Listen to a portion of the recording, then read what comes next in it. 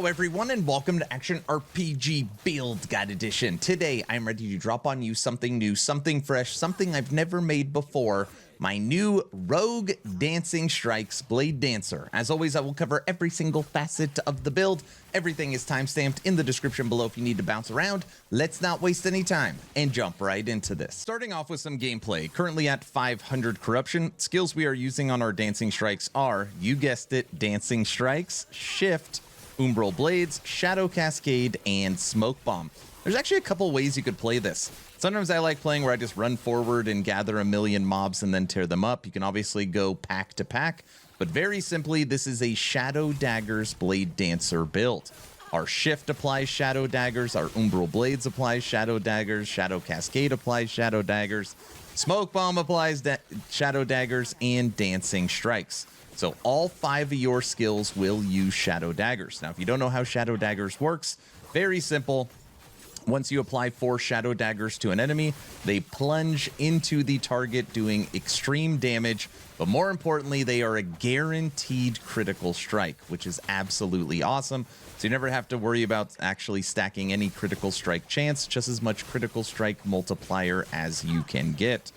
So you shift to apply Shadow Daggers. Umbral Blades are automated through your shadows expiring, or you could manually throw them if you want. Smoke Bomb gives you survivability and a big boost to your damage, also making shadows and applying Shadow Daggers.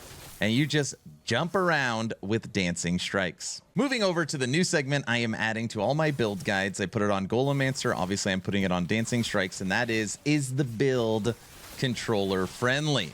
Now, with the popularity of Steam Deck and more players playing action RPGs on controller, this is a muscle I am trying to work on. I have used keyboard and mouse since Diablo 2, 25 years. I mean, really any ARPG. And this is my first real week actually playing the game on a controller.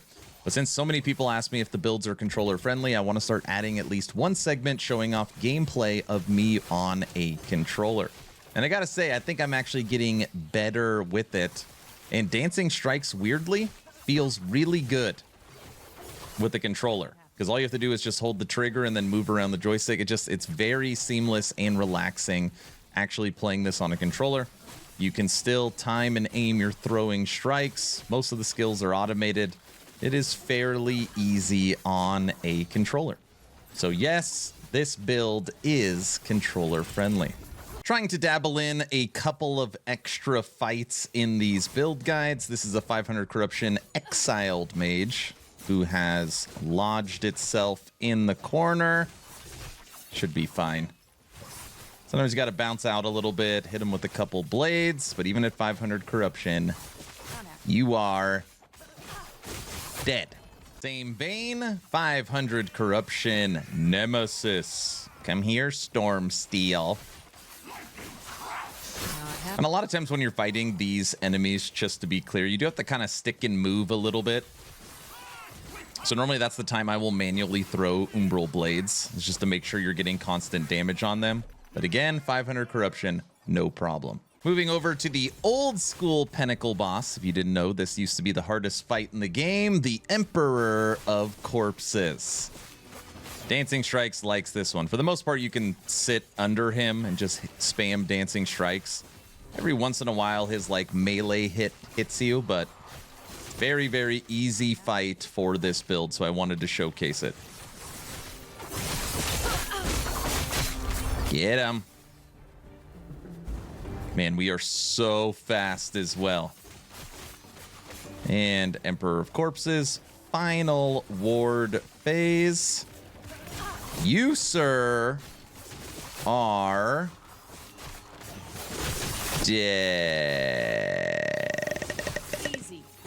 dead. Let me show you how to recreate this build. So now let's break down the skills for our Dancing Strikes Bladedancer, starting with the movement skill Shift, and I'll try and show you the order in which you want to take these points. First thing you want to do is come to the right here and get Cooldown, Haze, Shadow, but more importantly, Dancing Shadows. This makes it where after you use Shift, you cast Shadow Cascade, which is a way to automate the skill. You then want to come to the left up here and get Cleanse, which will cleanse negative ailments every time you use Shift.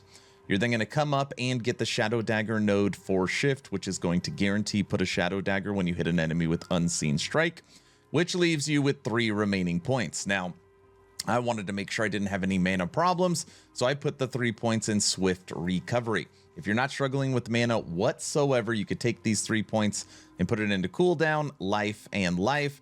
You can move it absolutely wherever you are. You could pull a point out if you wanted to get vulnerability. These last 3 points are yours. Moving over to Umbral Blades. And what you want to do is come to the left first, and you want to unlock Blade Storm. And that's where the blade is spinning in place. You want it to spin longer in a bigger area. You want it to home in on enemies. And of course, you want it to inflict Shadow Daggers. You are then going to come straight down, and you're going to get Shadows drop Umbral Blades. This is also kind of a way to automate the skill as well. So even your Shadow from Shift, once it expires, it is going to make a blade. You want to make sure it's easy to target when you want to manually throw them. And then we're going to take just a base buff to our throwing physical damage. Now, if you don't have a way to chill enemies, I currently do on my weapons, but if you don't have a way to chill enemies, you can take these nodes up here and it can give you a chill chance as well. Moving over to Smoke Bomb. First thing you actually want to do for Smoke Bomb is come down here and get duration. So then instead of it lasting 4 seconds, it lasts 6 seconds. You then want to come over here and get slow frequency, armor stack, slow chance, but more importantly, of course, Shadow Daggers. You then want to grab Crimson Shroud, which is going to be less damage over time taken. And then you want to come down here, boost your melee and throwing damage, and create shadows. Moving over to our main damage dealer, kind of our main damage dealer, and that is Dancing Strikes. Now, Dancing Strikes by itself does not actually do a lot of damage, but what it does do is it is going to physically penetrate enemies. It's going to shred armor. It's going to give you rhythm, which is going to give you a global boost to your damage. It's going to give you 30% damage reduction. But more importantly, what Dancing Strikes is going to do is, of course, create Shadow Daggers. Also, what Dancing Strikes will do is you have a 100% chance to cast Shadow Cascade, which will automate. So Dancing Strikes by itself doesn't do a lot of damage, but it triggers a lot of other damage. Honestly, it is a very fun, different, and cool skill. Last but not least, Shadow Cascade. Shadow Cascade, you want to come down and up and over, and what you want is Dagger Dance. And up here, you want Shadow Daggers. It is like the main quintessential node of the entire build. Since you are triggering Shadow Cascade all the time, it is putting tons of Shadow Daggers. And you want it to have a longer duration and range. You're then going to come down here and get a lot of mana recovery from your Shadow Cascade. And lastly, you're going to be putting Frailty on all of your enemies. Those are the skills. So now let's talk passives. At the time of recording, my Bladedancer is currently level 96, so I'll show you where I'll put those final remaining 4 points. And you got a couple of options here as well. In the base tree, we have 20 points, 8 into Steady Hand for some life and dex, 1 into Guile, 5 into Evasion, 5 into Agility, and 1 into Twin Blades. Now, this node might be one of the best nodes on the entire passive tree, literally all the passive trees, and that is less damage taken while moving. And for this build, you're always moving because Dancing Strikes is a movement skill. Totally helps with survivability. Helps a lot. Moving over to Bladedancer, where I've got 64 points put in. 8 into Cloak of Shadows, Dex Glancing Blow, 5 into Pursuit for movement speed and damage, 4 into the Synthesis. This is going to make it where Shadow Daggers deal more multiplicative damage to rares and bosses. It's a big deal, 50%. We have 8 into Once. This is going to boost throwing and melee, which weirdly, Shadow Daggers is throwing and melee. 1 into Shroud of Dusk, 5 into Veil of Night. And we're going to jump over. 5 into Flash of Steel. This is going to be increased damage while dual wielding and increased melee attack speed while dual wielding. We have gone pretty heavy into Perfection. And Perfection, basically what it does is it boosts your armor and your dodge rating. Again, another source of survivability. 1 point into Veil, which is going to give you your Silver Shroud. We have 1 point into Critical Eye, because we don't have to worry about critical strike chance. Shadow Daggers is a guaranteed critical strike, but you want as much critical strike multiplier as possible. Taking 1 extra shadow, and We'll talk about Death's Door in a second. Moving over to Marksman. We have 7 into Focus Fire, 8 into Concentration, 5 into Meditation, and 5 into Reflection. So we've also gone all in on Concentration, which gives you an additional 16% more damage. But what we care about is less hit damage when you have Concentration. Helps keep you alive and boosts your dodge rating and movement speed. Now, in Bladedancer, Death's Door. This one is optional. Okay, this one is optional. And this is damage taken while at low life, minus 24%. Crit strike multiplier at low health, 80%. So basically, when you're on Death's Door, you become extremely tanky and become extremely strong. But a lot of people, and I get it, don't feel comfortable ever having low health, which you shouldn't. So if you're really never going to use Death's Door, you could pull these 8 points out, and you've got lots of options. You could go into Armor Shred. You could go into Leech. You can boost your Glancing Blow.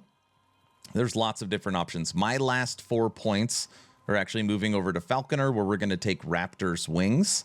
But those points on Death's Door, if you're not a big fan, you can move them. Switching over to last Epoch tools, we're going to break down the blessings, idols, and gear, starting with blessings. Now, obviously, again, Shadow Daggers is a guaranteed critical strike, so you want crit strike multiplier. We took double armor for some more survivability, all resistances, and then I took mana. Now, if you're not struggling with mana whatsoever, you could switch out mana and put stun chance. Okay, that option is yours. Moving over to idols, which gives you a huge boost to your damage. If you could find 4 of these, that's as much as 160% to throwing damage and 100% critical strike multiplier. Now, again, damage on this build is great. If you're struggling with survivability whatsoever, you could switch out these idols for obviously double life idols and get a ton of extra survivability. Again, the choice is yours. Now, when you're looking at gear, there's nothing that you need to go find. There's no unique, there's no legendary you have to make that makes this build work. You can literally use all rare items and it will still function. Of course, that doesn't mean there's not best in slot. We are using 1 Smoke Weaver with crit strike multiplier. I really like Woven Flesh on this build, and it's easy to find with 2 and 3 LP. Gives you a ton of life, gives you leech, takes care of crit avoidance, and has decent armor. I am using an Ominous. You could also use a Nihilus, but these are not required. You can use a good Oracle Amulet as well for less damage over time. We are using a Siphon of Anguish, good leech, and applies Doom to enemies. And we are using the Weaver Gambit of the Erased for Rogue for the dodge rating and less damage per active shadow. And we're going to have shadows up all the time, so this also gives you more survivability. Now, the rest of my items are just Exalted. We are using, I try to get as much life as humanly possible, but you could also switch this for more damage if you want physical penetration with Shadow Daggers. But our helmet is crit strike multiplier. Belt, resistances, throwing physical, double life. Boots, haste effect, dex movement, double life. Gloves, void resistance, dex leech, double life. Ring, dex throwing, health dodge. And weapon, we are using a katana in the offhand for the up to 120% critical strike multiplier, physical penetration, and melee physical. And I added apply shred armor on hit as well. That is the gear. Last but not least, let's talk leveling. Aaron, this is great. How do I get it from level 1 to end game? I will show you.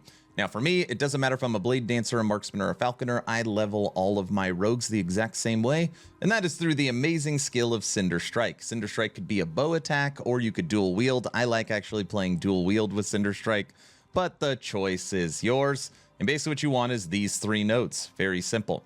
This is going to give you area, 80% multiplicative damage, and fire shred chance.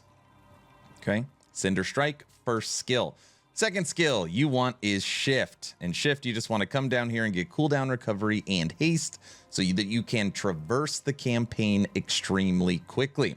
You also want to come up here and get Shurikens thrown. Now, the reason why you want Shurikens is because your third skill will be Shurikens. And you want to come over here and get Blade Armor. Basically, the way it works is when you are going through the campaign, you'll be hitting people with Cinder Strike, you'll be shifting for movement speed, and Shift will be creating Shurikens.